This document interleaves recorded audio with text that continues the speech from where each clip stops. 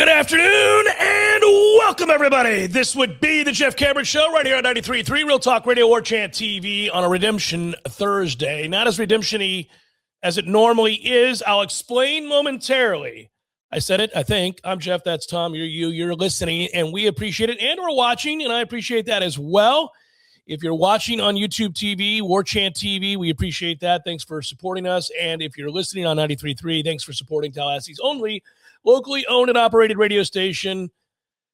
Big ups to all of you. Yeah, we had to do the show, begin the show about an hour before we normally, come on the air today. In the interest of transparency, I'm telling you that because, well, I'm sick. And I didn't want to not do the show, but I'm sneezing and coughing, and I did not want to bring that into the studio. We all share mics. You guys get it. It's a weird profession, but you get in cramped studios with mics that are shared, and then you're the a-hole who gets everybody sick.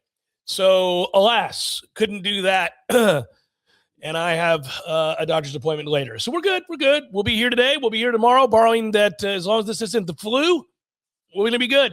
It's too much going on to miss. So we wanted to get out in front of it and make sure we do a little something here. And I said that I don't have, it's not as redemption-y as it normally is. And that is because I'm having a hard time finding the angles. I think I'm going to prop this thing up this weekend, guys. I'm going to give you a bunch of props for tomorrow. I'm going to lay on the couch later with my laptop, and I'm going to dive deep into the prop game. I may, 3-team teaser pleaser this thing. We may do a lot of different types of wagers before this is done, and it'll turn out to be on a Libations Friday that we do that. I'm also already starting to take a good long look at, even though that game is on Monday and we'll have a chance to talk to you before it starts, that Miami-Indiana game, which I might tell you, the more I look into it, I'm a little concerned, man. I'm a little concerned. The matchup is not terrible for Miami, and I'll give you right out the gate here a reason why, Tom. I kind of already hinted at the fact that, and you brought up the splits yesterday for Miami's offensive line, and that is true, and you can see it when you watch it. Man, they are the Great Wall, right? They've got 3 pros on that line minimum. The one tackle is an unbelievable player. The other tackle is very good. The center's a stud. They got a lot going on that offensive line. They're also massive. They are also massive. When we talk about roster construction, I'll get to FSU in a moment. I really admire the way that they've structured the roster at Miami. Now, some of that is money. Some of that is outbidding people for 5-star offensive linemen. And FSU's got to get their ducks in a row to a point where they can win some of those battles, where if it solely comes down to the fact that you have a left tackle or a right tackle that is going to be a first-round draft pick, that is one of those gifted guys that you just know coming out. You remember when Jeremiah Smith was coming out of high school and we were in the thick of it with us against Ohio State, basically, to win his services. The bidding war was big. The relationship factor played a bigger role at the end of the day. FSU did not lose out on Jeremiah Smith playing wide receiver for them because of the money. They came up. Well, why'd they come up? Well, they came up because he is one of those guys that is can't miss. And mostly quarterbacks, wide receivers, defensive ends, these are the kinds of players. Like even Travis Hunter was a two-way guy, right? He was a stud receiver to go along with corner. If he had just been a corner, I don't think so. Those are the guys that are most easily identifiable as can't miss. If you come out of high school and you're 6'2", 228, and you run a 4.4 40 and you've got good hands, what are we doing here? I don't need to evaluate much. You're going to play. Smith was a kid that could have gone to the league at a high school. He could have gone to the league at a high school if the rules didn't prohibit it. Now, it may have taken him a little bit longer to adjust than it did when he got to Ohio State because the league is the league. But he had the body type that somebody would have taken him and probably would have taken him in the first 2 rounds, even though he was coming out of high school. I say all of that. What's the preamble about, Jeff? Well, here you go. That's typically the guys that fans associate with can't miss players that you make a run at and hope to get and change your fortunes, quarterback in particular. And there are very few of those kinds of guys. You know, Jameis Winston was considered that when we got him. He was. And that was great. But there are offensive linemen who occasionally fit the bill, who are so advanced for their age. They've got great feet, great bend. They've got power, and they have the requisite body type and size. They have all the things that you want. If they're tackles, they have length. They have all of the things. And while there are no guarantees, there is no guarantee in this world of football. There are busts all around us, but you're playing the percentages. And if you identify a kid at tackle or you identify a dominant player at center or something along those lines, Florida State's got to get to the place where when they enter the picture of recruiting against LSU, recruiting against Alabama, recruiting against Ohio State, Georgia, and now, unfortunately, Miami, they can win that kid. They can pony up and say, he's a first-round offensive tackle. It changes who you are. It changes what's possible. It doesn't guarantee you're going to win. It goes a long way in helping. It's just like being rich can't guarantee happiness. Solves a lot of problems, however.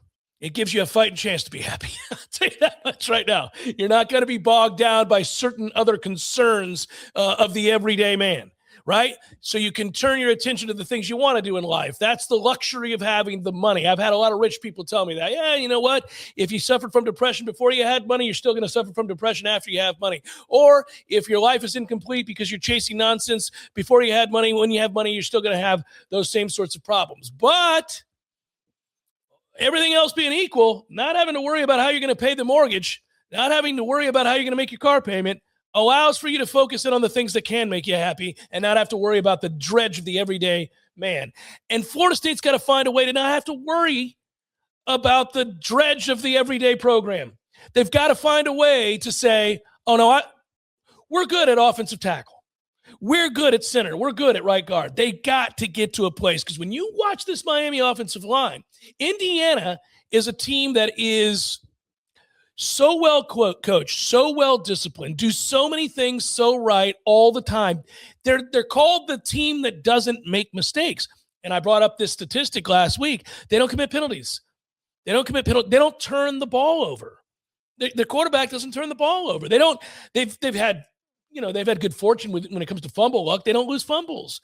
When they committed the interference against Oregon in that game, which was already a blowout, that was just, I think I said, Tom, the fifth or third time this year they were called for interference. That's absurd. So they are so buttoned up. Well, why do I bring that up? Well, because normally that means the variance and the margins are favoring Indiana all the time. What was the one game where none of that seemed to matter? They were in a dogfight, and it was going to be a very difficult one to win. Iowa. And Miami is like Iowa, very much like Iowa. For people, you got to go way back to the early portion, first quarter of the season, right around that fourth or fifth game, I think it was.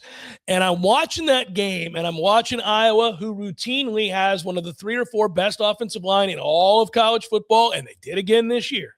That's how they win. It's not like they're unique at the skill positions year in and year out. Oh, they've got some guys that'll come up and thump you. One of the reasons I love Iowa football is their safety play. Their safeties will come up and take your effing head off, and that should be a film we all watch every year at Florida State. I would just, if I were Tony White, I'd be like, this. See that guy? This is reckless. This is seek and destroy. This is what we want. Anyhow, I get easily diverted when I talk about Iowa because I just like watching the way they play the game. But their offensive line is so big and so strong. And Indiana, which runs a bunch of games and a bunch of stunts, and they try to confuse the hell out of quarterbacks and get pressure in a lot of different ways, had a problem with the Iowa team that lined up and leaned on them. And just leaned on them. And you can shorten the game, and you can bully people. And in Miami, sure as hell, is going to try to bully Indiana come Monday night. And by the way, that game was tied in the fourth quarter, Indiana and Iowa. It ended with Indiana winning 20-15. I kind of see this game, if it's going to go Miami's way, that way. Indiana can do a lot of things about it. I'm curious, as we sit here on a Thursday thinking about that game, the national title game, and we all want Indiana to win. How do they do it? Well, obviously their quarterback will help.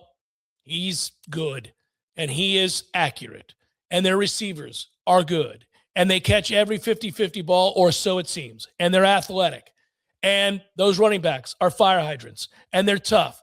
So does Miami do everything they can to eliminate a dimension of Indiana's offense? Sure, every team does, and I would guess that's going to be try to shut down Indiana's running game and force Mendoza to throw on downs where you know he has to throw. He's been able to pretty much throw on neutral downs in this run in the postseason because Indiana was able to do whatever they wanted to do on first down. And neutral downs, you got to play them honest. Next thing you know, it's 2nd and 2. You're in trouble. They can do anything they want at that point. Can Miami shut that down? That's where my head's at as we start the day, as it's applicable to Florida State. I beat this drum all the time. Offensive line, defensive line. As we go along and we get closer and closer to that game, both today and tomorrow and then Monday, I'll look at those other aspects of that matchup, which include the other side of the ball that I didn't bring up for both sides. Miami's offense against Indiana's defense, and Indiana's defense against Miami's every which way. But Sunday we'll look at it. As for Florida State, the Desir twins did officially put their name in the portal. And Tom, you and I know a lot about this situation. I am not at a place. So, okay, look, we have said all along, whether it was Wynn or it was the Desirs, that nothing was a slam dunk. Nothing was done yet. Here's the way that things are trending or not trending. And by the way, that changes every 4 hours, every 6 hours, every 8 hours. And a lot of people who followed this, whether it's you and me, whether it's Matt Lasser, whether it's Michael Langston, whether it's the other members of the beat and their collective outfits, have all said that this was sort of an ebb and flow, and we'll see. I would tell you when I thought it was trending positively based on the news that I got, and I would tell you when I thought it was trending negatively. What I worry about, but where I'm hopeful, two things. What I worry about is the money that they would have given to the Desirs is now going to Win, and so they kept Win and lost the Desirs. Maybe, maybe not. It's something to think about. What I'm hopeful about is they already have Win in-house, and there is a chance that just because the Desirs put their name in the portal, which is the ultimate leverage play to actually go into the portal, doesn't necessarily mean they gone. Doesn't necessarily mean they're gone. People last night took it to mean, after we got off the air, that once they entered the portal, it was over. I'm not taking it to mean that. It could change in an hour. Yeah, well, and that's where I'll protect ourselves from the old headlines curse here, because who knows, between the time we record this, there could be some news either way. If you were on the tribal council last night in the Desirs thread, you got guidance from yours truly saying, hang on, this is just a step in the process. The more important thing was getting into the lifting of the dead period where visits on campus could occur, because the grand thought is, from the Florida State side, that if they hop on a plane and they go somewhere else, that is 90+% over at that point. But just the entering of the portal isn't necessarily a deal breaker. I mean, that it happens all the time that people come back when they officially enter the portal, then they withdraw their name from the portal. You're seeing it just happened with Kevin Wynn. Right. It just happened with Kevin Wynn. I'm not sure that he actually made it in, but if he did, then sure. There's a Michigan offensive lineman that just happened with. I mean, it happens a lot. So the thing's not dead. It has been annoyingly back and forth. I don't know what the hell they could be talking about at some stages. You go in for a week and a half. What is it that you could possibly be talking about? The things I have learned and the things we've learned about, the little parameters that are much more granular than they used to be with the NIL contracts. There's compensation. There's buyout leverage and buyout terms. Obviously, that's what's protected Florida State to get to this point with the Desirs, that it's so expensive to lift them both out of Tallahassee and then pay them. Then there's also contract term. Is this a multi-year deal? When does the term kick in? If I was to give you a raise like they got before the season started, does that mean that the raise kicks in the day that we agree to the raise, or is that raise kick in 30 days from now, 60 days from now, 90 days from now? These are things that we go through on the private sector side in our own lives about, well, it's here's your holiday bonus. You'll see it in your February check, or here's your holiday bonus. It's already been processed in a direct deposit. Or we'd love to give you a little bump to say thank you for all the work that you've been doing. You'll notice it in 2 paychecks from now, and then that'll be your new base. Like, these details apply now to rev share deals, and that's where, just in case something breaks with the Desirs, and to get to Thursday morning, there have been no fewer than 10 twists and turns of optimism, pessimism. They're gone. I think we got this done. It's been very much like a high school recruiting Dear Diary scenario from back in the day, where it felt like every day, if you're at Warchant or somewhere else, did an update on a key player that Florida State and Clemson were on, or Florida State and Georgia were on. The intel changed by the minute. It's that way with the Desirs. It has been that way. And who knows, maybe by the time we're talking to you, there is resolution to that issue. The more important thing is to learn all the ways that the sausage is made, because it's going to apply to so many more situations henceforth, because it seems like the rev share is here to stay at least, and those provisions in rev share contracts are here to stay for at least one more year. We'll see if it ever gets challenged in court, but it looks like the information we're getting this time is not just going to be thrown into the trash, and you've got to start from scratch with new parameters next season. So that's the key here, is compensation. That largely has been, they've been in the same ballpark there. Buyout terms, that sounds like it's been back and forth. And then contract term, that also has been a sticking point, at least in different moments of this negotiation between the Desirs and Florida State. It's nuanced and complicated. It's not black and white. It's not cut and dry as everybody would like it to be. You are correct. And I think that what you just described was apt and spot on. I do want to say, and I will continue to reiterate this, Florida State is hit extra hard during this cycle because they were ill prepared for it. And I'm not going to just beat this drum to beat this drum.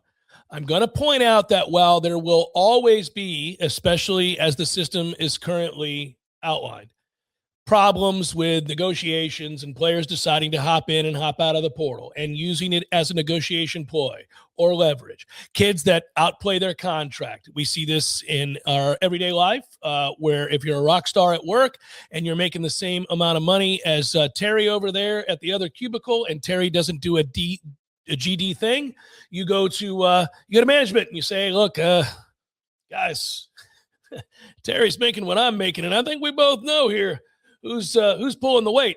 And so negotiations happen, or they don't, and people make decisions based on it, and that's how it works. We're going to be dealing with this just like all the other schools are going to be dealing with this and some of the annoying aspects of it moving forward. But having said that, if you're buttoned up, if your money is organized, if you have a game plan, both from a allocation percentage of roster that needs to look like this, money needs to be spent here, say a tight end as opposed to a defensive tackle, as opposed to a safety, as opposed to a quarterback.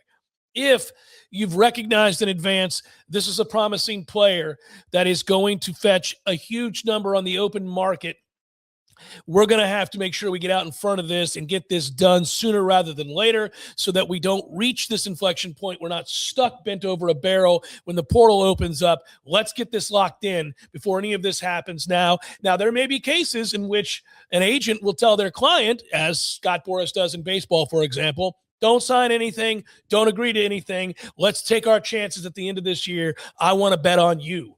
This is a premium position. There aren't a lot of people that are going to be entering the portal at this position with your skill set.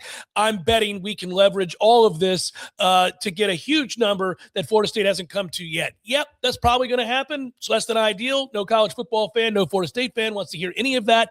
But if you've cultivated a culture and you've cultivated through organization and an understanding of what this looks like and where it's going, the ability to get out in front of a lot of these cases, you will mitigate the numbers. You will mitigate the totality of what we've witnessed now, which is this mass exodus. And so this, I hope, is the last of these portal windows in which every day you wake up, eyes to the sky, incredulous, please, Lord, make it stop. Why are we etching towards 40 plus?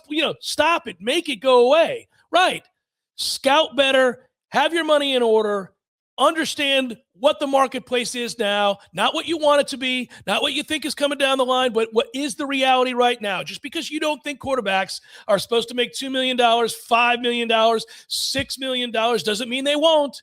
And if you want to be a part of it and you really think you have everything else buttoned up, well, then you're going to pay that to get a superstar quarterback, or you're not. It's as simple as that, because they're going to get their money. And that's, you got to have a handle on all of that, so that this time next year, we're not having this conversation. Yeah, I would agree with that. For a couple of players. I would agree with that. I think the odd part about the Desir situation is that they were ahead of the game to at least restructure their money so that the buyout is now punitive enough that you might be keeping them. You need more of that. You got to have that happen a hell of a lot more often. And basic communications that can happen if you're going to change position coaches or coordinators or things like that. Get out ahead of that and communicate it to those players so they're not gobsmacked when they hear that their position coach that they love is no longer a part of the program, and then they immediately, emotionally, want to enter the portal out of spite because you didn't give them the heads up. That happened in a couple situations I'm pretty aware of. I think you are as well. Early in this portal cycle about intends to. Probably could have avoided that in and out process if you just got out in front of it. The thing I would say, though, is from the Desir side, you have a lesson in something positive you did that you need to take forward with you, which is, I would hope that this would be the approach in the front office if it's going to be in a healthy place, which is, we really like your skill set. We're willing to pay you. Don't worry about that. But in addition, you have to agree to a buyout term at X dollar value, because we're going to go in. We are anticipating your success. We're going to pay you and protect ourselves, and you have to understand that's business. We are projecting your production, and so we're going to pay you above the production you've shown, which as a freshman, you'd say like none, or as a second-year player, you're trending in the right way. But we are willing to invest in you right here, right now, much like you discussed this earlier in the week, the Rays deals that they conducted with not only Longoria, but they did that with James Shields and other pitchers that they went in on, and they said, look, we're going to lock you in right now. You could fetch more in the market 2 years from now, but you could get hurt. So how about you take this deal right here, right? In the college terms, it would be, yeah, next January, you might be able to make more money. You could bet on yourself. But how about we pay you right here, right now? All we're asking for is $750,000 on the buyout side. So just in case you want to go make more money, and you could, we're going to be made whole for that. That's the thing where college gets a little bit more unique. In baseball, it's team options, player options, and those things. Where you could say it's a 5-year deal for Kyle Tucker, but he has a player option at year 2 or the year 3 marker. So it's really a 2 or 3 year deal at that point. For college, it would be, we're going to give you a 3-year rev share deal. It's going to escalate. You're going to make a hell of a lot of money. But here's the thing. If you sign a 3-year deal with us, we're going to net $800K back in case Texas really, really needs you at that position. Yeah, because we got to fill the spot that you vacate, and that's where we're at. And by the way, we just saw it happen. I mean, the Chicago Cubs just solidified the left side of their infield as elite because they got Bregman. Well, how'd they get Bregman? Bregman just signed a 5-year deal with the Red Sox. Well, because he negotiated opt-outs for every year. Year 1, opt-out. Year 2, opt-out. Year 3, opt-out. I can leave. I can go anywhere I want. And he waited 1 year. And said, yep, had a great year. It was a lot of fun, Boston. Good knowing you. I'm out. It's a toughie, but this is the professionalization of college football, and I get it, man. A lot of people don't like it. I don't love it, but it's where we're at, and you got to live in this reality, and you got to be prepared. And if you're buttoned up and the perception of what you are is better, if you're not bent over a barrel because you're having successive losing seasons and because you have a clue about the market and where it's headed and how to take care of players and how to operate a front office and to understand this is big boy football now, this is what we're doing, then you don't get taken advantage of to this tune all the time. Sure, moving forward, you may have incidents like the Desir situation right now. You may. You'll have fewer of them because you're operating at peak efficiency. Correct. One thing I would say is clearly the discussions with the Desirs predated the public knowing that they intended to enter the transfer portal 2 Mondays ago. It should never, ever take this long, and that's on everybody. That's on Florida State. That is most certainly on the Desirs representation. Oh, you intend to enter the portal? How the hell did it take you 4 or 5 days to put your paperwork in? What are we doing here? If you really intend to enter the portal, submit your gosh darn paperwork. Yep. we'll get your name in the portal and let's see if you really want to leave. How the hell does it take 5 days for you to be like, well, I might sign this thing. I might walk over to Moore and turn in my paperwork. Like, get the hell out of here. How's it going to take 2 full weeks for this thing to reach resolution? It's just, that's insane. That's on everybody in this process. Want to say again, and we talked about it yesterday, you'll hear it in hour number 3. Congratulations to Peter Warwick. We'll play the interview I did with him at the start of this football season before we beat Alabama. That week of that Alabama game, Peter joined us, and we were over at Kraft Nissan for an event there. Charlie Ward was there. That was spectacular. Luke Laux was there. Had a good conversation with him. But Peter Warwick was there, and we talked at length with him. We'll replay that interview for you in the 5 o'clock. What the hell am I talking about? I'm on medication, guys. Bear with me. That would be the 3 o'clock hour. I had it right the first time. But, little out there today. Jeff Cameron Show, 93.3 Real Talk Radio, Warchant TV. So I mentioned not that many in the way of Redemption Thursday picks. I do have a Redemption Thursday pick. The only game I really feel like I have a handle on, and it has more to do with injury, is the Denver-Buffalo game. That number is just a 1.5. Denver's favored by 1.5. I find this curious. I was looking at that IR list for Buffalo. It's a damn shame because they are not quite at that level where San Francisco's at currently with all of their injuries, but they're close. They're very close, and they're missing, in particular, a bunch of wide receivers. And the way I think about that game is that Denver, when you play Denver with their pass rush and as good as their defense is, you've got to get the ball out of your hands if you're Josh Allen, and you got to get it out of your hands now. And he's already been banged up. He's superhuman, or so it seems. And he quite literally is just a monster of a man who happens to be able to really run. But you don't want him taking a ton of shots, and their defense is very good in Denver.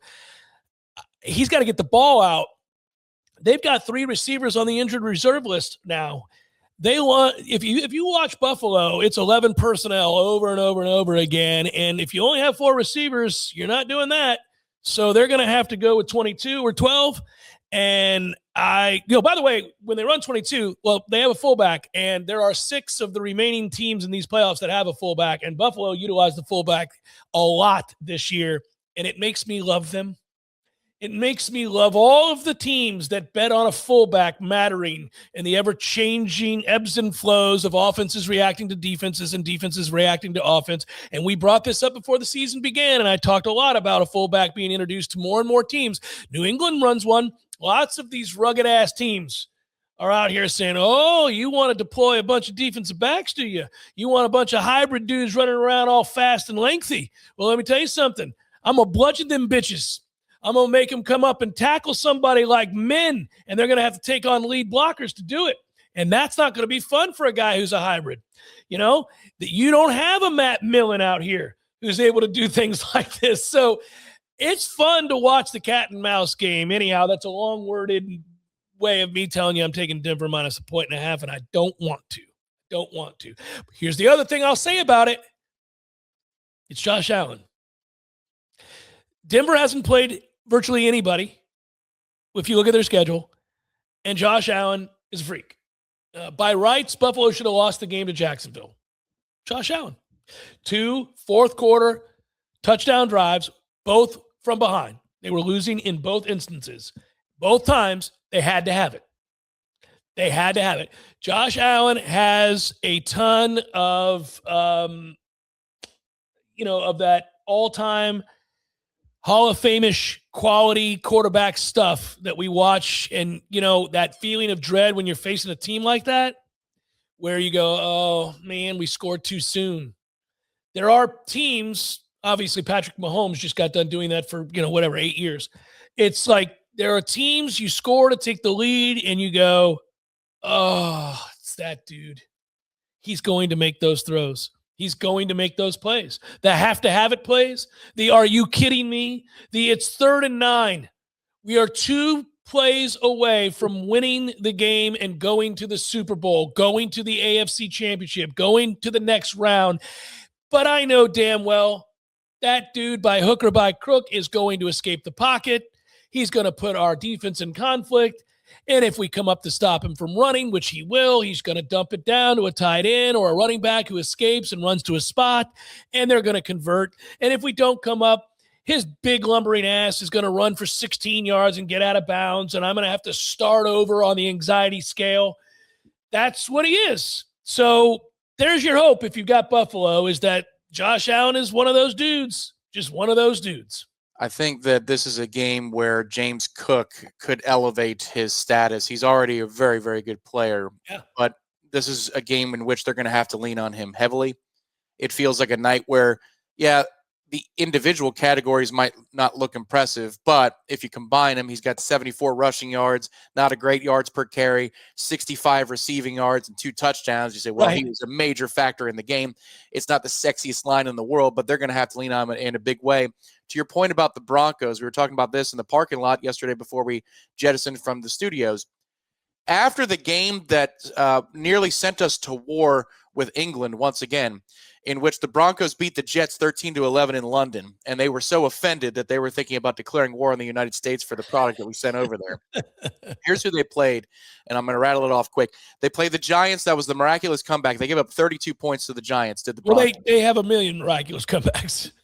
They play the Cowboys. This might be their most impressive defensive performance. This is October 26th, everybody. They gave up 24 points then. They played the Texans, gave up 15. The Raiders, 7. The Chiefs, 19. They gave up 26 to the Commanders and beat the Commanders in overtime. You remember that game.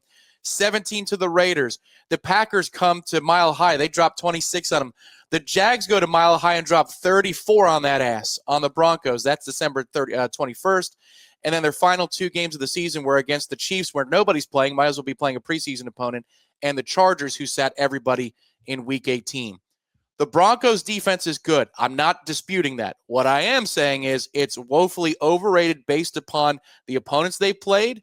When they play anybody with a pulse the last 2 months of the season, there is productivity. What mitigates it, to your point, is Buffalo's injuries. But I would not be surprised if Buffalo looks pretty good offensively on Saturday in that first game. The worry I have, Tom, is that, Denver is weird in that they kind of play with their food a little bit and then games get squirrely. The other problem that every team has when you play Denver is that you're playing in Mile High. And you watch pass rushes successfully get to Knicks in the first half, and they're nowhere to be found in the second half. And it is a distinct advantage to play at altitude the way they do for all of those games. And you just watch – for years this happened with John Elway. And Buffalo's on a short week. Short week, injury-riddled, playing at altitude. It's just hard to find a way. But again, the way probably has to be Josh Allen just doing stupid things. And he is capable. I mean, he's capable of avoiding sacks, extending plays, getting guys open that weren't open by design, like the plays off platform. And the next thing you know, he's making throws, and he does it all the time. So the game that I'm interested in, and I think it's a play that I'm going to make, but I think I got an edge here, is the 8:00 game on Saturday at San Francisco, Seattle. Great game. That game total opened at 46.5. We remember what an amazing game. One of the best regular season games you've seen in a long time with a wacky ending. That was the night of the bowling tournament last month. Great game. That total felt low at 46.5. It's been bet down to 45.5. I find that very interesting because the weather could not be better. This is not a night in Seattle in which, like the night of the bowling tournament, it's damp, it's cool, rainy, it might be a little bit of wind that's squirrely. That Pacific Northwest wind can mess with deep throws and things of that nature. That total's low. The weather could not be more ideal. The 49ers defense, we'll see, might be a little banged up. I could see this game easily being 30-23, 27-20 if you really want to press it down.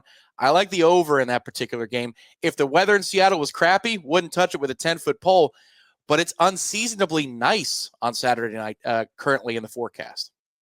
Well, the reason that total is what it is the Week 18 game was 13-3. And so people just saw it, and it was 13-3, and they're like, well, they scored a grand total of 16 points the last time they played each other. And so that's why. That's just a reaction to what it was the last time they played. I like your logic. I think it's a sucker's game, isn't it?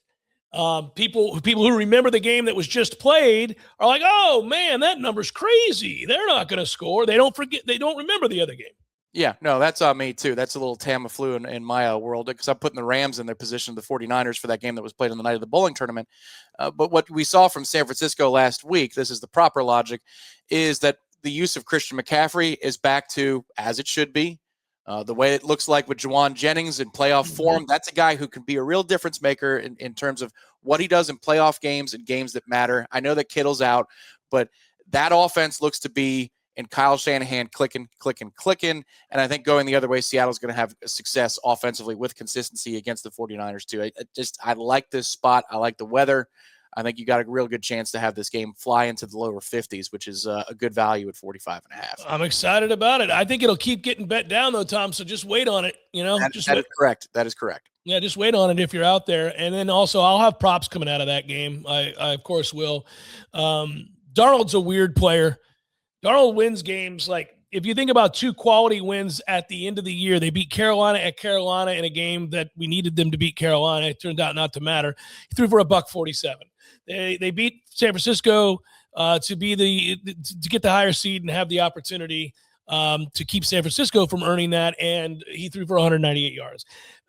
Darnold's been good this year, but he's turned the ball over. It's a weird game. If you're in one of those confidence pools, that's a game I'm not messing with. The only thing I'll mess with is I'm going to bet like total touches for Christian McCaffrey. Because every game, that son of a bitch is getting the ball by hook or by crook a million times. I have so much admiration for that player. It's ridiculous. I just don't think people recognize how ridiculous it is. And he has his whole career. They have rode that pony. They have killed him in terms of touches. And he gets hurt, rehabs, comes back, and takes on the load again. And this year,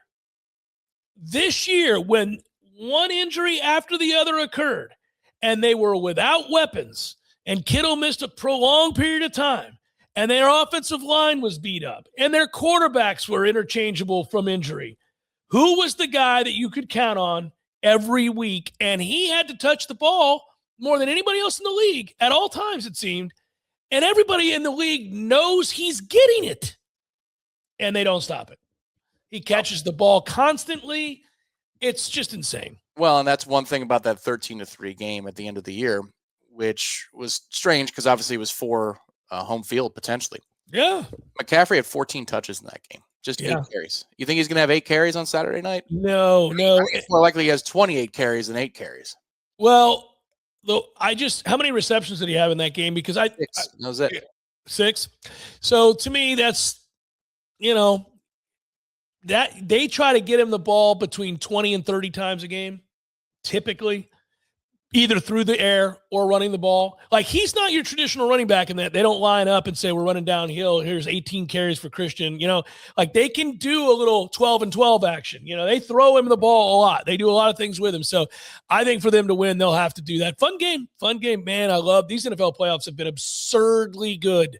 Jeff Cameron Show, 93.3 Real Talk Radio, Warchant TV. I don't know if I just got lucky in regards to this endorsement with Harry's razors, but I was obsessed with razors long before Harry's came along because it made me angry that getting a good shave was proving to be quite costly, and it wasn't always a satisfactory endeavor. Like sometimes you'd get a new razor and it would irritate your neck or something. Like it just wasn't right. Anyhow, so I was trying everything for a long time. But then I switched to Harry's, and I have for some time now. And Harry's says, well, hey, would you like to try Harry's? I already do. But I'm going to tell you something right now. So this is just a regular Harry's razor. This is the new Harry's Plus that I decided when it came out, well, I like Harry's. I might as well try the Harry's Plus. And here's the thing. It's not only affordable, but it's a world-class blade made in Germany, and it's there's no outsourcing, no middleman, just so you know. And it's metal. They're not fooling around. Like, this thing is weighty. If you don't think I'm telling the truth, I just bought these Harry's Plus razors. I bought them. They didn't send them to me. Anyhow, I love Harry's, and I would like for you to give it a try. I think you'll see that I'm right here, gentlemen, that this is the best way to shave. It's they're going to tell you about their most advanced razor and all that stuff. I'm just telling you right now, This razor is fantastic. Both of them are. Both of them are. And I use them both for different things. I shave my head with one and my face with the other. It's perfect. For a limited time, our listeners can get the Harry's Plus trial set for only $10 at harrys.com/warchant. Set includes the all-new Harry's Plus razor, one refined 5-blade cartridge, a 2-ounce foaming shave gel, which I also use, a travel cover to protect your blades on the go. Head to harrys.com/warchant to claim the offer. After you purchase, they'll ask whether or where you heard it from. Please support the Jeff Cameron Show and Warchant. Please support this show and let them know that we sent you. You know what's interesting to me? The portal and the college system giveth and taketh away. It doesn't affect us per se right now, the subject that I'm going to talk about, but it could down the line, and it does a lot of teams, and it did yesterday or the day before yesterday. Dante Moore deciding to go back to Oregon is obviously being praised by a lot of people right now. I think that the sort of jaded response to Dante Moore going back to play for Oregon next year. He's their quarterback, by the way. They had such a great year up until that game against Indiana where he was cheeks. The thing to talk about with this is that it's so much easier now for a quarterback, a high-level quarterback, to decide to come back to college for another year. And this would have never happened under the old system because, or very rarely, Andrew Luck did it. There's been a couple, but very, very rarely would a quarterback who is guaranteed to be drafted in the top 10 of the first round. The Jets were going to take Dante Moore. Their whole draft board is built around Dante Moore. They were set to take him. They didn't even try to hide the fact they were going to draft Dante Moore. And they're pissed. Like, the Jets are pissed. You would, and by the way, they weren't the only team that liked Dante Moore an awful lot. And so we could argue about how much we like Dante Moore or don't, depending on, whatever you think of the young man as a player at the NFL, at quarterback. Doesn't matter. You need one or two teams who think you're the dog diggity and you're getting paid. And he was about to get paid a lot of money. Like, as in, you're not going to get drafted any higher than you would have gotten drafted this year. You're not going to be the number one pick next year. Like that, you were going to get paid. And he chose not to. He chose to come back, and he said, no, I can't go out this way. In fact, his opening statement at that press conference sits before me, and he talked about this past year being the best year of his life, his best year in football, his best year in his lifetime. He loved his teammates. He loved the adversity. He loved the wins, the losses, everything in between. He loved every day that he was there. It didn't end the way that I wanted it to end, and I give credit to Indiana for that. Quote unquote, by the way. With this decision, it's really been about preparing my whole life to put myself into a situation where I could make it my dream and reality and go play professional football. And I want to be the most prepared I can possibly be to have the best career I could possibly have once I get there. And he thought it was very tough. He wrestled with it back and forth. He talked to all of his people, his mentors, the people he looks up to and that he's trusted this whole time. Bottom line, I will tell you that it sounds to me like Dante Moore has good people around him.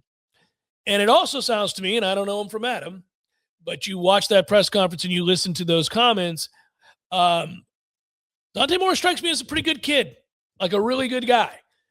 He's talked about how much he learned from Dylan Gabriel and everything he wanted to achieve in college, and there's more work to be done. He wants to win a national title. And he said, look, I'm coming back to try to win a national title. The NFL will be there for me. I trust this coaching staff. I trust this organization. I trust this school. And, yeah, you know what else you trust, Dante? Forgive me. You trust that they're going to pay you $5 million. I mean, and that's what makes it easier, right? It's like that money wasn't going to be there. That was never going to be there in the past. Oh, you'd have gotten some under the table loving. Hey, now. But you wouldn't have gotten what you're getting now. Now you're going to get paid millions of dollars. If by chance somebody, and I hope it doesn't happen, comes off the edge and destroys your elbow or your knee, and immediately everybody gasps, you're fine, man. You got millions of dollars. Invest wisely. You should never have to work again if you're smart. Grant you, you can make gobs more and really change your family, in generational wealth does that. But in truth, as long as you're taken care of and you know it, it's a little bit easier to go into camp and let it all hang out. So good for him. Good for Oregon. I just think this is a situation where the other side of it comes into play. Dante Moore, no matter how strongly he feels about his teammates and how much he loves Oregon and Dan Lanning and how much he loved his experience there, he'd have gotten over the bitterness of having a poor game in the biggest moment of his life against a team that's going on to play for the national title. He'd have gotten past it and been able to submit his name and said, oh, well, we gave it a go. It didn't happen. Bad game. I'll get my revenge in the NFL. He would have done that if not for all of the money that they're allowed to give him now on the up and up. Well, first of all, are there many things better than under the table loving? And secondly, looking at the numbers, you're absolutely right. It's essentially you get another year of academy study, apprenticeship, if you will, and you're being paid like a backup quarterback in the NFL, a low-level backup quarterback in the NFL at that. But still, $5 million, I'll bet when it's all done, they might put incentives in there and other escalators about winning a national title that he might make $6 or $7 million, which is what Miami was purported to be offering to Ty Simpson to play and not go into the NFL draft. Right. Which, if I was Ty, I would have done that. I don't know. The tape's crazy good for him right now, but that Ole Miss and Miami got into a bidding war for Ty Simpson before he declared for the draft. And part of me wonders if that's not a open and shut issue. Let's wait a couple more days. Get up to $8 or $8.5 million because you're so desperate and see if that kid says yes. And you shake your head. Miami, for all the good that's going on right now, they are feeling a bit of a pinch when it comes to we don't have an obvious quarterback solution as we sit here on Thursday morning. That's why they were willing to go to numbers for Simpson that Levitt was purported to be poaching. You know, it's out of desperation. So if you're a quarterback and you can grab $5, $6, $7, $8 million over these next couple of cycles to come back and play for one more year, why the hell wouldn't you do it? Yeah. Especially if you're not the de facto number one overall pick. If you're a guy who could get picked 8th or 22nd based upon how all of the poking when prodding goes at the combine and it could really influence your draft grade, if you're not a surefire number one overall, I'm sure that agencies are looking at these situations and saying, sliding scale, young man, sliding scale. If you're going to be 16th overall, play college. If you're going to be 3rd overall, go pro. Kenyon Sadiq came out. I'm looking at you, Tampa Bay. Hour number 2 forthcoming. Stay with. Hour number 2, Jeff Cameron Show, 93.3, Real Talk Radio, Warchant TV on this Redemption Thursday. I hope it finds you doing better than I'm doing. I hope it finds you doing well, period. I hope you're excited about the weekend to come. I know I am because football is back, and the NFL playoffs have been masterful, been awesome. And also, we actually have a Monday to look forward to, which is nice as well. And I don't allow for the frustrations of the portal to affect my weekend. You don't get to do that. You don't get to do that. I've still got access. Well, not this weekend, I don't suppose, to ice cold beer. I'll have access, but I won't partake until I'm better. But I do have a grill, and I do have a means by which to lay down and watch football, and I'm going to do all of that, and it's going to be glorious indeed. I look forward to it. And it may snow. It may snow. Come on. Could it be back-to-back years we get snow? Remember last year? There's ice and snow on the ground for a week. It lasted so long last year that as I walked my neighborhood with my dogs, by about day 4, I was like, all right now, I'm about done with this. Like, it occurred to me at that point, it's not as cool as I remember it. It's like, we don't need all this for days on end now. Plus, this town's not prepared for it. Like, we don't know how to handle this. Oh, they throw sand at it. They're like, all right, that'll do. No, it doesn't really work like that. I was super lucky last year. I went and saw my sister up in the Blue Ridge, and I was flying back from Atlanta. It was the day after the national championship was it arrived that night.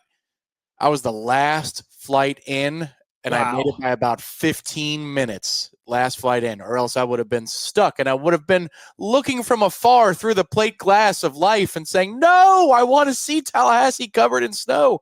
But thankfully, I got back in time. And it was really cool. And my whole front yard was snow, and the dogs didn't know what to do. It was crazy. It was good times. Not as good a time as I would be having today if I were John Harbaugh, who just got paid. The rumor says, Tom, $120 million by the Giants. $120 million for 5 years. For 5 years. Holy smoke. That is 20% more than Andy Reid currently makes. Just so you know. Mm-hmm. Woo! Woo! I talk about the kiss my ass on Main Street moments when coaches have years left on their contract and there's no for-cause situation in which they get fired and they get to collect while sitting on the beach in the way that, say, Mark Stoops just got to collect from Kentucky. Like that payment, unlike Mike Norvell's payment, if we had done the right thing and fired him, the Mark Stoops payment comes, I think it was within 30 days, might have been 60. That's a good deal. That's a good day at the office. Yeah, you get a notification on your phone, wire transfer complete. Oh, that's a different kind of notification, isn't it? I love, like we all can relate to, oh, cool, $1,700. I forgot that was coming in. It's a little bit different than the, oh, cool, $30 million. I forgot that was coming in. Coach Paul to be like, all right, let's really, guys, I need you to work a little harder up front here. Let's see if we can shed some blocks. Like that's how it all started, and it led to that moment.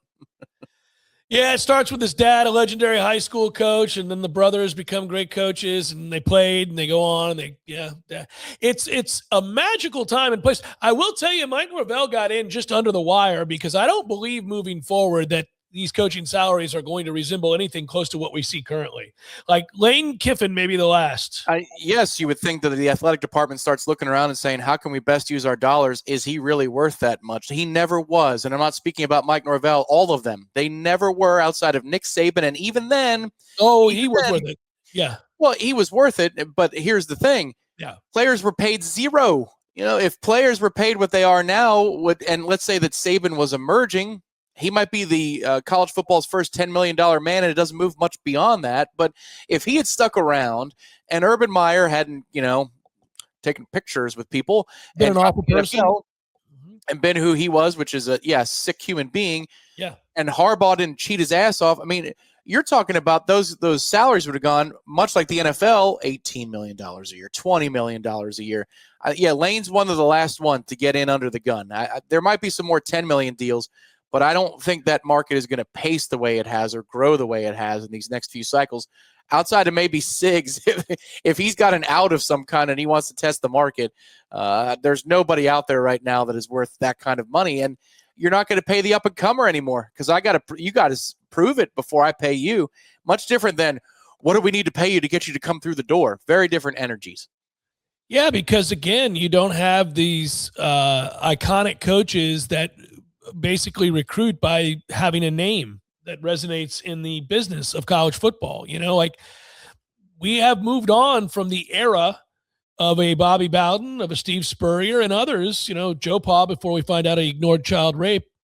Those kinds of coaches don't really exist all that much anymore. And the game's changed. You can't see, this is we talk about this a lot, but we have to. You've got to come up with another way of parsing revenue and making sure that you have not just money for a rainy day, but money to pay your roster. Now, you're going to have the rev share dollars, which you've already agreed to, but it is clear that there is a whole nother set of money you got to have above and beyond it. And they better figure it out, but it can't be by paying a coach $10 million. I'm going to sneeze. There you go. Well, here's what I'll do for you as you're sneezing. Here are the numbers just to give you an idea of the college football head coaching market in the last 20 seasons. In 2005, do you want to take a guess as to who was the highest paid coach in 2005? It's not Nick Saban. He hadn't become Nick Saban yet. In 2005, Bobby Bowden. Close. Got the first name right. Bob Stoops. Okay. Was the highest paid coach. He was making $2.5 million. Yep. Next up was Charlie Weiss, making $2 million. Absurd. And in 2015, we'll go 10 years ahead. Nick Saban, indeed, was the highest paid coach in college football with Harbaugh right behind him. He was making $7.1 million just 10 years ago. Harbaugh, $7 million. This last season, Kirby Smart is your highest paid coach $13.2 million.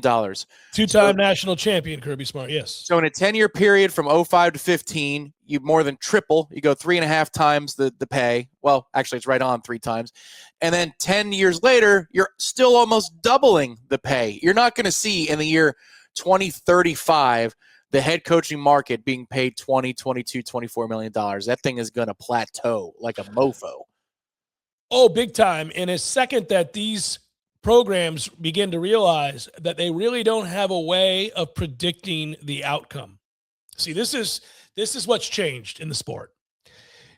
There's no guarantee that Lane Kiffin is the reason that LSU wins a bunch of games. There's no guarantee that he will. Now, my thought is that he will. He will win a lot of games. In fact, I'm probably willing to bet there's a good chance LSU, under Lane Kiffin, plays for the national title in his time there.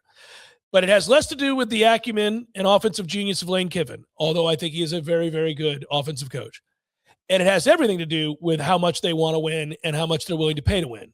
And if you're looking at the way that they're putting together the roster now, and it's on Front Street, everybody, they don't give a damn about your college sports commission. They are telling you, I'll pay $4 million for this guy, $3 million for that guy, $7 million for that guy, $2 million for that guy. So they're going to pay for the players, and they're going to win a lot of games. Now, if you are sensible and you are not that program, and you can be very competitive and you can win the whole thing without being that. It's going to be tough, but you can. You can certainly win your conference and go to the playoff every year. If you are willing above and beyond rev share to have, 10, 15 million you throw at the NIL, because you're competitive for every player at that point. It's not solely about the money. See Indiana currently. So you got to have a coach who knows what he's doing. You got to evaluate. You got to create culture the best you can in a transient era. I got it. All those things. You got to be buttoned up. But if you are buttoned up and you have that extra money to throw at the problem above and beyond rev share, then you're going to be in the thick of it, so long as you hire the right guy. But the right guy is not necessarily identifiable. There are countless sets of circumstances and situations that have been borne out in recent years that tell you, look, man, we're getting close. This is just a hunch, but those articles are being written right now. We're getting close to saying goodbye to DeBoer at Alabama. It's already happening. It's already happening. Listen to those fans. Alabama got humiliated. So 2 years ago, they don't make the playoff. This year, they make the playoff barely, and they get ass stomped. And the only game they won was their fellow SEC opponent. And they were down 17-0 in that game, and some stupid plays really cost Oklahoma dearly in the first half, or else they're going to beat Alabama again. Anyhow, their offensive line got manhandled. Now you got Ohio State deciding to just walk in here and take their players, 5-star players. We'll just take you. Come on down. These are things you could never dream of happening at Alabama under Nick Saban. You could not dream of happening at Alabama, period. Not this version of the behemoth that is Alabama football. But in this era, we know it can happen. It is happening. And on the one hand, that's good for college football to have an Indiana playing for the national title. It's cool to see new blood enter the picture and to know lots of teams are capable of making the playoff. But at Alabama with DeBoer, they hired a guy who had done wonders at Washington, who was not from the South, who was not of this ilk, right? You know his history. We've looked him up. You remember the junior college. You know all the stuff that he did. It doesn't feel like a fit. It doesn't feel like it makes any sense. They don't like him, and he doesn't like them. And he would, I dare say, tell you that if he had to wear an honest vest. But he's not going to say that. He took the money. He took the opportunity to have unlimited funds to try to win in football. But there's a disconnect. It's very weird. Brian Kelly hated those people. He hated those Cajuns. He hated them with every fiber of his being, and it was written all over his face every day. And they hated his ass. They hated his ass. Brian Kelly won a lot of games at Notre Dame. They needed a coach. All right, maybe we'll overcome the fact that we don't like that guy, and he didn't like us, and he's not of our culture, and he doesn't appreciate our culture. But we're going to ignore it because he's a good football coach, and he's won a lot of games. Ooh, ignore at your own peril. Didn't work out. And he won games. It wasn't like he was a buffoon out here losing 9 games or anything, but it didn't work out for what they were paying him. And Lane feels very much more of them in a weird way, or certainly capable of playing the game. Certainly capable of playing the, boy, that's just different here. I just love these guys. Like I could picture him playing the game. Maybe deep down he doesn't think much of him, but he could play the game. I'm not sure Nick Saban thought very highly of him either, but he could play the game. That said, fit. I'm talking about fit. Who's the fit? Who's the guy that is going to have the coaching acumen and the ability to invest the way that you have to invest, but also create a culture and create a means by which the synergy is there? And you can't really predict that. There are some things that you can look to. It's hard, though. You got to sit across from a guy. Does he fit what we are, who we are? I think programs are going to go much more in that direction than they are throw money at the problem, $10 million because he won over here. Winning over there doesn't guarantee you win here. It's not that way anymore because everybody's got money. Everybody's allowed to pay players. So in the SEC for years, you could win because you could stockpile talent and you could overcome any number of things, including somebody who doesn't fit within your culture, because you had the money, you were paying the kids under the table, and nobody else was doing that, or a lot of teams weren't doing that, and you were guaranteed a certain level of competence and talent advantage over everybody else. It's not that way anymore. And so I do think you're going to have to find a guy who fits.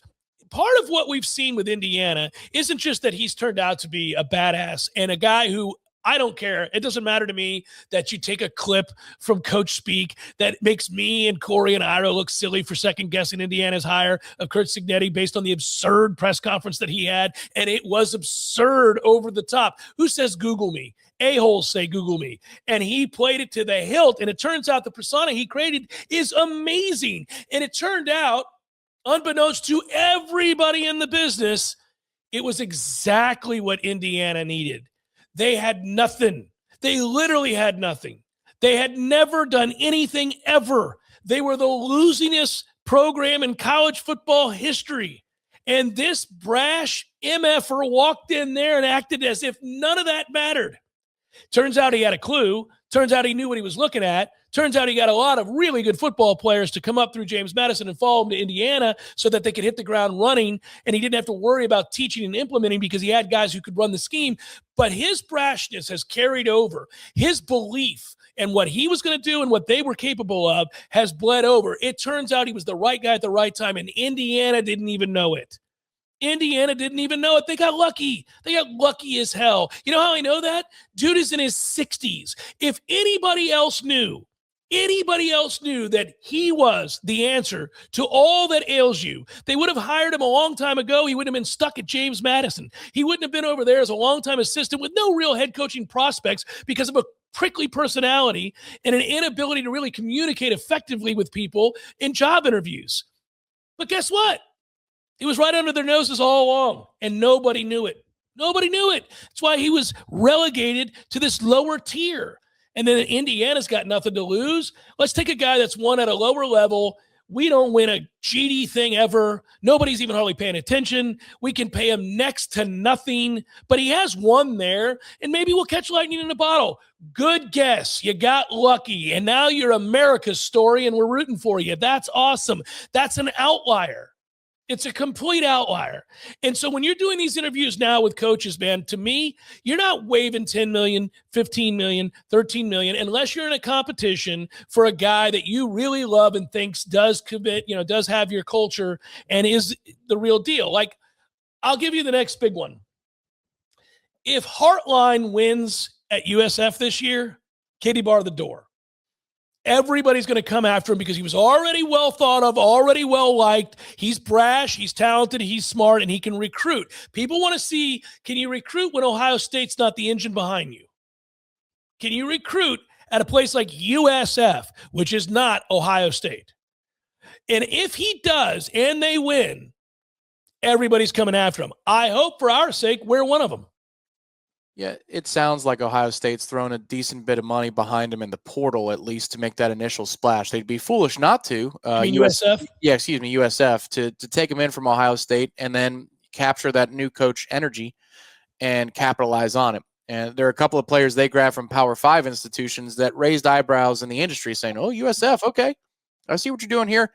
I think the question, you're correct to talk about being able to sit in an interview room and see, do you fit what we are? Well, that leads me to a very troubling question. What are we, and who's in that interview room for Florida State to determine that somebody fits who we are? Because our identity's been all over the map post-Bobby. You've had different hires, different personalities. They've all been offensive in nature in terms of the coach that was brought in, the head man, and their background. But beyond that, culture-wise, couldn't have been more different from Jimbo to Willie, and Mike is somewhere in between. I think he leans more Willie culture-wise in a few ways, one of which is practice and the intensity that it's conducted. Certainly in recruiting, Mike is the worst of the three that we brought in. So what are we from a cultural standpoint, and who is in a position that can speak to what Florida State's culture is? I don't even think that's an easy question if we had leadership that was buttoned up. But then who is going to be that person to say, yeah, that guy's a fit? That's a tough thing to think about if you're putting yourself in the position of, all right, we've got to set the agenda for what Florida State is for the next 20 years with this next hire. I love this conversation. I can have it for 4 hours. I think it's very, very difficult. You're a Nole, I'm a Nole. There are a lot of Noles listening to us right now, and they all probably have asked themselves at various points, because we're so green, because we're so young. You know, it's so interesting. When I went to Norman, Oklahoma for the game we got blown out in, and I was with my fellow Noles, and I was with my dad, who's a Nole, and I was with one of my dear friends, Eric Bondage, who's a Nole. We were all walking around that Oklahoma campus, and we were running into people who were very sure of themselves, very secure in who they were as Oklahomans, as OU Sooners, as guys that would invite anybody in to partake in their tailgate. They wanted you to be part of it because you know why? They've won, and they've won a lot, and they've lost. And they've lost. And they've gone through the cycles of college football because they've been around forever. They are a blue blood, right? They are one of the 5 biggest names in college football, one of certainly the 7 biggest names in college football. And they've won Heisman trophies, and they've had a gazillion All-Americans, and they've won national championships, and they've had iconic coaches, and they've had all of those things, and they've seen it go up and down and up and down and up and down. And not Florida State. Not Florida State. We weren't so secure in our manhood, if you would. We had to be brash. We had to kick down the door. We had to do all the things to have a seat at the table. And I'd start looking in that direction when I'm trying to find identity, understanding that it's got to level out at some point. And I think maybe this humbling long-term will be good for us. I hate it as we're going through it. And we've had a little bit too much in the way of humbling, in my opinion. But Florida State is the university that certainly did more with less.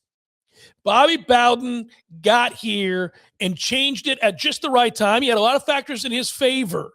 In addition to being the right guy at the right time, a lot of things were happening in college football in this state that worked out well for him, but he was smart enough to understand that. For example, Bobby Bowden was the guy that opened the doors, who said, please come cover my team. Please come watch my team. I'll grant you every interview. I'll let you watch practice. I'll let you talk to players, anything you want, because he understood that you needed to create an identity. You needed to create something that people wanted to be around. Like Florida State was an also ran offset. Nobody thought about him. But Bobby thought any coverage was good coverage. Now, later on, that begins to change, and there's an ebb and flow to all this, and Florida State secures their legacy as a dominant program in the state and all these other things. But that was a guy who had a clue, left West Virginia and said, you know what, I can win there. We can do this. Let's go. And he had an idea about how to do that. It helped that he was naturally folksy. He was just a down-home, salty of the earth kind of guy. And people loved to talk to him. And thus, he took advantage of the opportunity to convey a message. But it's somewhere rooted in there, the wherewithal and the toughness and the brashness of a young program looking to kick down the door so they had a seat at the table to eat from the money trough. That is who we are. That's who we became. That's what we were. It's the way we were thought of. But along the way, we transitioned into a have. We transitioned into a blue blood ourselves. And I think there is an element of trying to figure out what that means and what that represents now as opposed to yesteryear. And how do you find that in representation of a coach? Well, what I can tell you is, I've been a lifelong Nole. We were the preeminent program in the '90s, not named Nebraska, and it was us, Miami, and Nebraska. Yeah, yeah. I mean, and I think we were better than Miami in that decade. I think in the '90s because we were always there, always playing for it. We could have won a couple more, but and obviously the top 4 finishes throughout the decade. But I have to say, from being a kid all the way to present day, it feels like we as a fan base really enjoy, in a strange way, leaning into defiant energy about what we aren't. Like that would be one thing I'd say, whether we're the underdog or not, or whether we're counted out or not, we like to believe we are. And this goes across the board.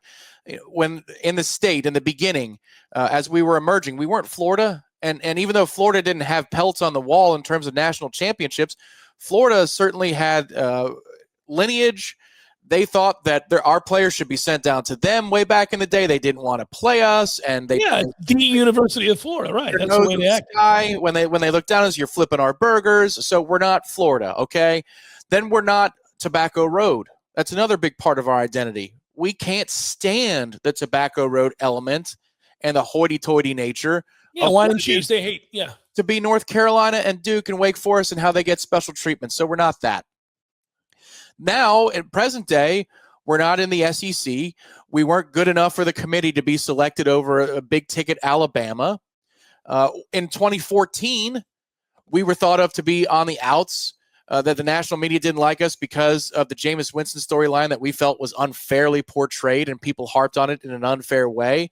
And then the committee, after us winning 29 straight at that point, kept knocking us down a couple of pegs, and we say, what gives? But we liked leaning into not tonight haters in an unhealthy way in some ways in 2014. That was double middle finger, though. Yes. It was. It's before the kickoff against Notre Dame, Fowler, you could sense the defiance in this crowd. We love that, man. There's something about that we really love. And that's where watching Siggs, probably for this fan base, scratches us where we itch, because he's got that sandpaper energy of, oh, F you. Anytime, anywhere. That's what Florida State is about.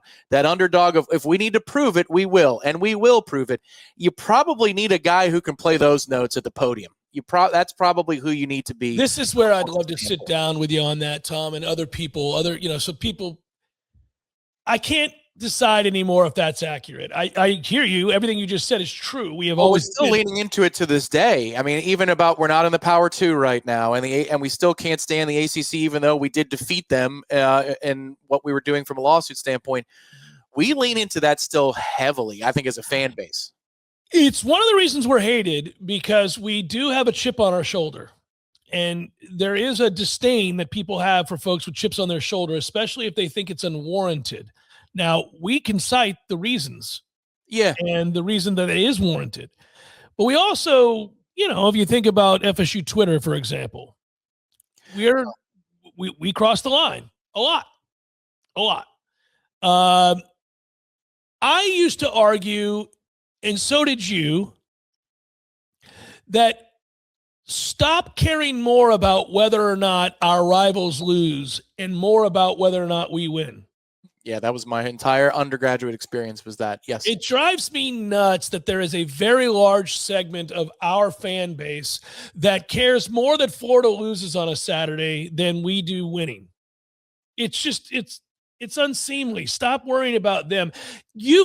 We're so successful and have been so successful. I mean, that's 3 national titles. That's not 1.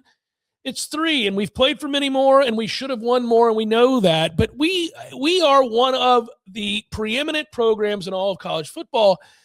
Stop worrying about anybody else and get your own house in order. Yeah, I would agree that that's good advice, but I would say that if you're trying to have somebody that the people rally around and cut checks to, it's not just the fans in the stands that buy the Nole pass and then they get good tickets. I think this goes all the way up the ladder. There's a point of pride in being told you're not good enough and saying, F you, the hell we aren't. And that still, even with the money, the money that we don't have, there's so much that's in our DNA about defying the odds for what we don't have and overcoming. And the thing is that we just got confirmation to that end 2 years ago with the selection committee. I mean, what we thought in 2014 about, well, this is kind of silly. We haven't lost a game, and these one-loss teams are over us. I suppose they won't leave us out, but I feel a little nervous about it, that was confirmed 10 years later in the same way, and then you were left out. I think it still very much resonates. Even though we are a have, even though we are a blue blood and we have established ourselves to that level, there still is, for whatever reason, definitive moments in our history, even to this day, where you're a have, but you're not a have like they are.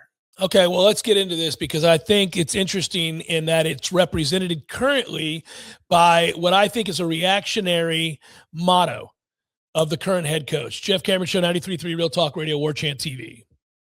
Here's what I mean and what I teased at the end of the last segment about the motto of our current head coach, or what has been the motto, and it being reactionary. Piggybacking off the chip on the shoulder brashness that allowed us to become what we became. There's nuance to this. I'm not telling you it's black and white. I'm not telling you that it's as simple as this or that. Everybody's got an opinion on this, and all of us can sit down that has Florida State's best interest in mind and who has some semblance of understanding of the history of the program and weigh in on this. In fact, it's a welcome discussion, and it's often fun to have. And I've had it with other Noles, and I've had it at bars. I've had it in living rooms. I've had it, on the phone with friends and family. It's glorious because I think it is hard to quantify and to capture a snapshot and say, this is definitely what this is, and we have to play to this. Like when you're interviewing a next guy for the job, we talk about fit, and it's hard for us to really ever predict. If it were easy, teams would not be firing coaches left and right. Like, just let's look at our rivals down the road. I'm sure the University of Florida has not loved having to hire another coach every 3 years over this long stretch of time where they think they got it right. They think they're ready to roll. They hire the guy 3 years later. Damn it, he's not the guy. Here we go again. But that's the price of playing big boy football. This is what happens. It's the famed, and we talked about this once before. It cracked me up when he said it at the time, and he wasn't wrong, and he's still not wrong. When Matt Millen was the GM of the Detroit Lions, they were steady drafting receiver in the first round, and they would whiff on said receiver. And then the next year, you would look at the projected draft picks, and you'd see Detroit slotted at number 7 or number 5 or number 3, and they were drafting a receiver. And somebody would say to Matt Millen, brother, you just drafted a receiver 2 years in a row. You're going to draft receiver again? And he rightfully said, just because we drafted a receiver doesn't mean we don't need a receiver. Yeah, he was letting you know the receiver they drafted, they whiffed on. He wasn't the guy. And they still had a need at wide receiver. That's big boy football. I'm going to bring in a coach. I'm going to do my due diligence. I'm going to hope like hell this is the right guy at the right time and is the right fit. I'm going to try to identify that in the interview room. I'm going to see the results, obviously, of his career up to this point. I'm going to understand his philosophy about how he builds a team, how he runs a locker room, and how, in this day, the big modern age of college football, he operates a business. Got it. But I also got to figure out whether or not it jives with who we are, and all those things are very difficult to quantify. Fine, we hire him. And 3 years from now, we go, damn it, he wasn't the guy. Well, you don't get to opt out. You don't get to decide you're not playing big boy football anymore. You made that decision a long time ago, and those buildings were erected for what? Right. You're playing the game. You're part of the machine. You can't say, we missed. Man, this is going to sting. It's going to cost us a ton of money, and we just spent a lot of money to keep up with the Joneses, and now I don't think we can do it, and I don't know. This is what happens. Sucks for you. You whiffed. The guy can't get it done. Guess you got to get a new guy. Let's try not to whiff this time. It's going to cost us big again 4 years from now if you do. It's the way it is. It's just the way it is. And you can't sit idly by and lament any of it. It's just part of it. That's an aside. Back to the point. Our coach says what over and over again? Respond. Responding is having been moved against. You are now responding to an aggressive action, to a circumstance. No. Dictate. Dictate terms, always. Define your terms. Define language, and you have power. No, sir. No, sir, we're not responding to dick all. We are going to bludgeon you. We'll see if you can respond. We'll see if you can respond. I don't like a passive approach. I don't like passive language as it pertains to football and mottos. Stop responding. Take the initiative. Take the fight to them. I want somebody who we're going to bring in who takes the chip on the shoulder attitude that Tom is alluding to and that I've illuminated and we've talked about before and all Noles understand to be the case at Florida State. Take that chip, turn it into an aggressive manner, an aggressive approach, an aggressive tack to recruiting, to the machine, to tackling, to practice, to the portal, to the assessing process of a player. You don't have time anymore. You don't have time anymore to sit around and figure it all out. If you know by year 2 that kid can't get it done, you move off of them. You don't owe them anything anymore. They've all been paid. They're all going to leave you the second they get a chance to. You can reciprocate in that way by being the aggressor. You bring in, and I won't say his name, but you bring a tight end from Texas in. He spends 85% of his time on the bike. I'm sorry. Sucks. Have a good day. Ride the bike elsewhere. Go ride the bike at Sam Houston State. Go ride the bike at some lower level where the hits don't hurt so much and you're able to get on the field. I don't know what to tell you. You're a great kid. I'm not attacking your person. I'm tired of watching you on the bike while I'm conducting practice. It's been 2 years. Take it on down the road. This is where you got to be now. And it's a ruthless game and a ruthless business.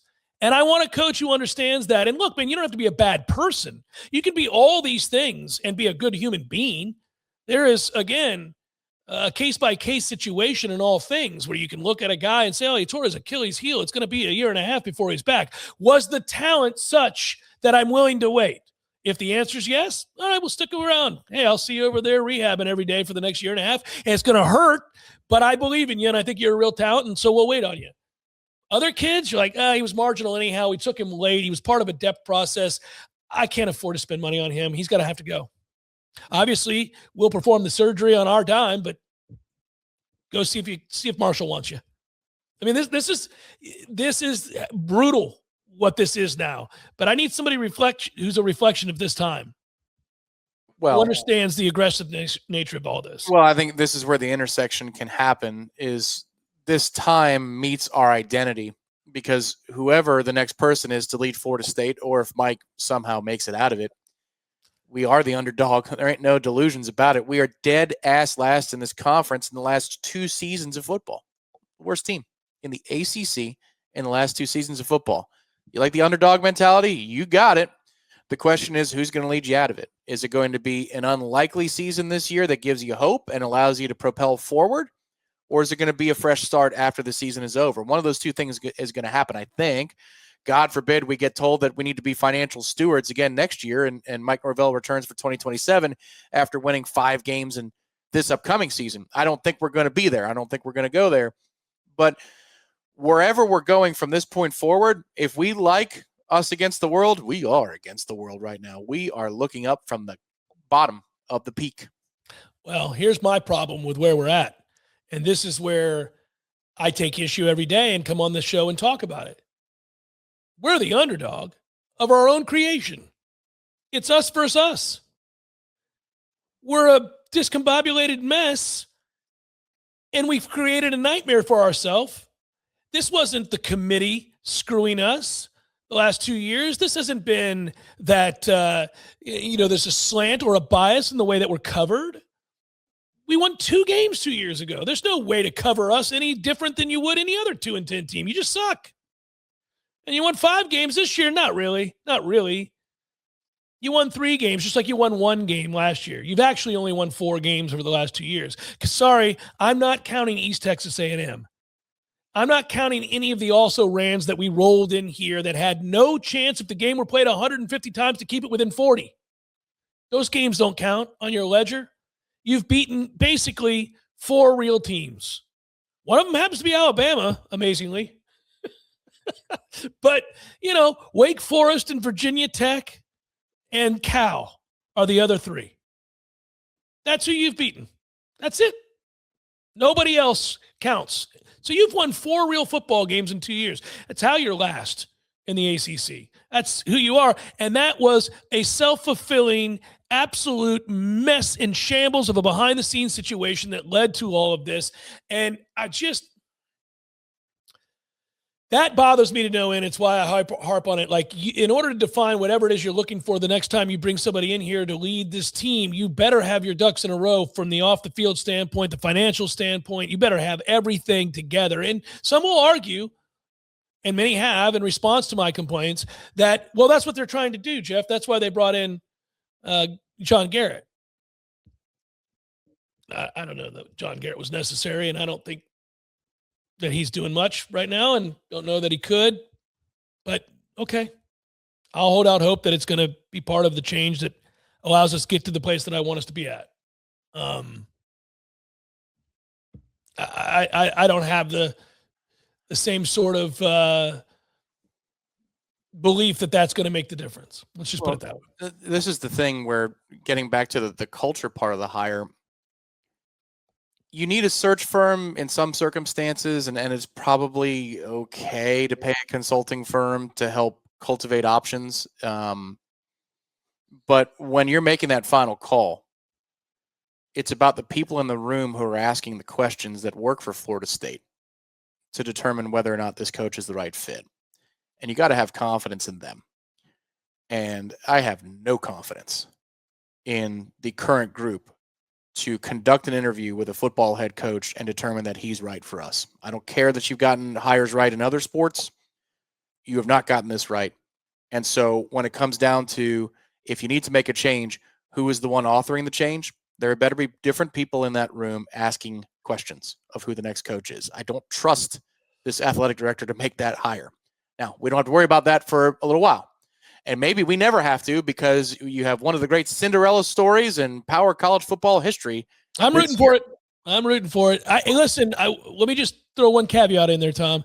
This is what's made it so difficult. And, admittedly, for as much as I've been critical of some decisions that have been made by this current athletic director, I do feel for him in this sense. I mean, I think Norvell kind of was a good hire initially.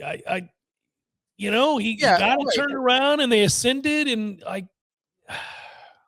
no, he was, but that wasn't. I mean, Alford was the booster's head at that time. Is correct. My point. And I don't blame him. I don't blame him for the extension either, given the circumstances, recent evidence. I'm not one of those who goes back when they were championing the extension and that we kept Mike Norvell, that now says that was dumb. I'm sorry. In the moment, with the information you had before you, it was the right decision, I think. But we did say there was no reason to give extensions to certain other coaches nor raises to certain other coaches. But that's an aside. For sure. We agree on that nuance about coordinators and assistants magically all getting blanket raises. Yeah. Or better yet, it's the term. It's the extension of the term than it was the financial bump of saying job well done. But that's where the reality is.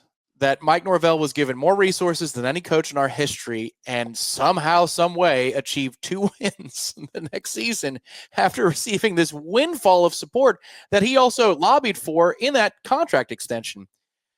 How it's been handled since then, how it's been bungled since then, tells me that there isn't a connection, that there isn't a through line of, I understand what Florida State's about. Let me show you how.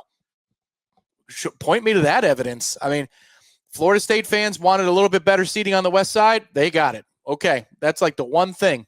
What is it about the culture that you feel like is emanating from that building right now? And you'd say, well, if we need to get rid of Mike, at least we have the foundation of, there's nothing, man. There's nothing there.